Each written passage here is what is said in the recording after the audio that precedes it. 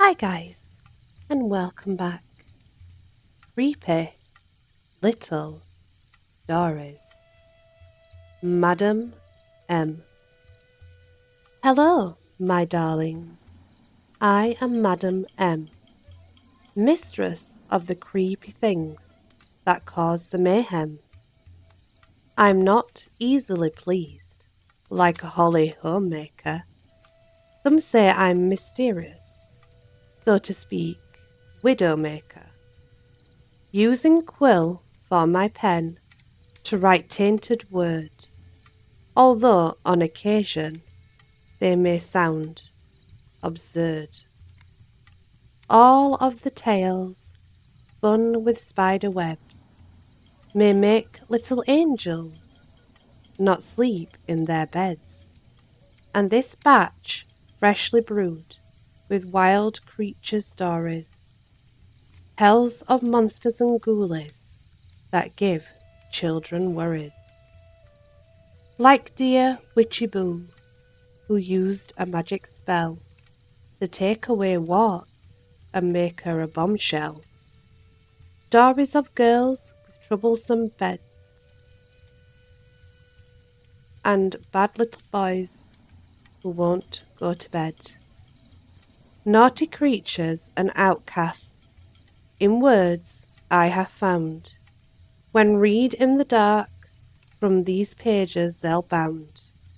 Danger, heed this warning, not for faint of heart, for a coward or dullard these pages won't part.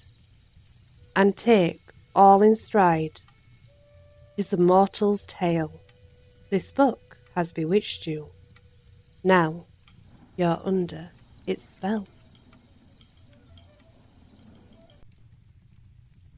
Lil Spider Girl. Here's a little story about a girl I know. Her name is Lil Spider Girl, and she's a black widow. Her hair is made of cobwebs, her legs are long and thin, and when I start to counting, she has far too many limbs. Her lips are small and rosy red, they match her little fangs. She smells so sweet, a scent they call Eau de Toilette Wolfbane. So don't be afraid if you see her with her face so ghostly white. Just don't accept her offer to go out to have a bite. The Bat Boy. Underneath a bridge, in the middle of the city, hangs an awkward creature who laughs like he's giddy. With a dark velvet cape, he's an ominous sight. He glides through the sky in the middle of the night. Wind blows through his hair, a shiny black pompadour, when he flies off to work as an Elvis impersonator. He goes by Bat Boy. His real name is Vlad, but don't call him that. It'll just make him mad. The Two-Faced Girl. I once met a girl that had two faces. He'd been in a circus and travelled many places. Two heads and one body. She was quite an odd sight. The first time I saw her, I nearly fainted in fright. Both mouths spoke together when I asked her name. I'm Duo, I'm Donna, a really great dame. I took her out for dinner, all you can eat and then some. She stuffed her faces for hours, but I paid for just one. But the strangest thing about her was not her four tiny ears, but when one looked at the other, she resembled Shakespeare.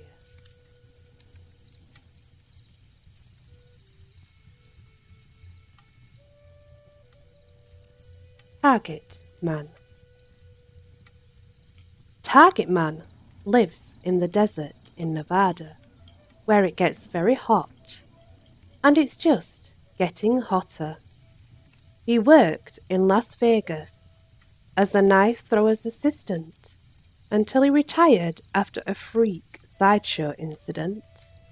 Now he works for the US government on a missile testing site nuclear experiment.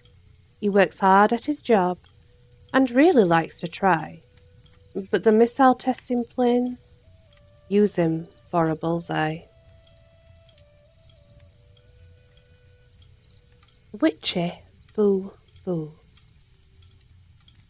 When Witchy Boo Boo was just a young ghoul, her mother would tell her to follow one rule: never use witchcraft for personal gain. It'll only cause heartache, and worst of all, pain.